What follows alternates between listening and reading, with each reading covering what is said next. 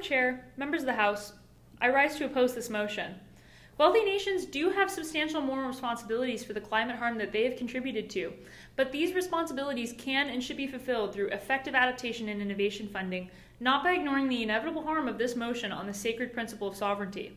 Sovereignty, which is described by Cornell law as a state's authority to govern itself without outside interference, is a foundation of democratic liberty and stability. When requiring nations to accept refugees, even at the expense of sovereignty, you risk eroding these governing structures, ultimately harming both citizens and the refugees who rely on stable institutions for safety. Moral responsibility does not equate to the singular policy described in the motion.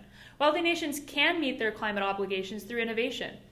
The University of Chicago writes that when we improve people's access to finance, we are better able to support the growth and stability of society-building industries. Why not provide financial support to innovate on what land these poorer countries have? Interventions like these can provide greater impact and succeed in ways that preserve culture and reduce the trauma of long-distance displacement.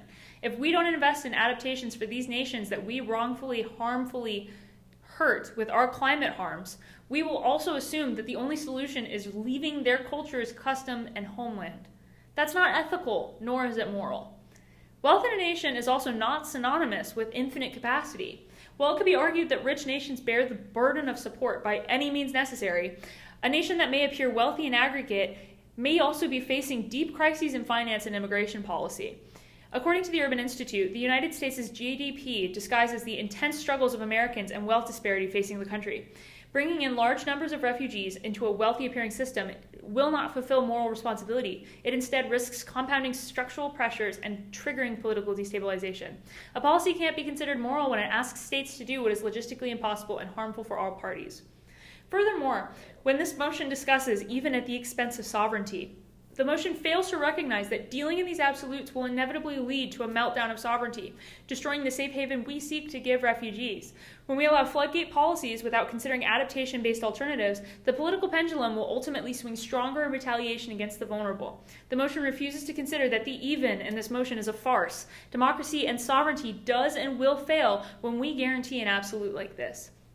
In conclusion, wealthy nations need to take responsibility for climate harm, but that responsibility should not require eroding sovereignty. True moral action demands coordinated planning, innovation, and solutions that save lives while ensuring refugees enter stable environments.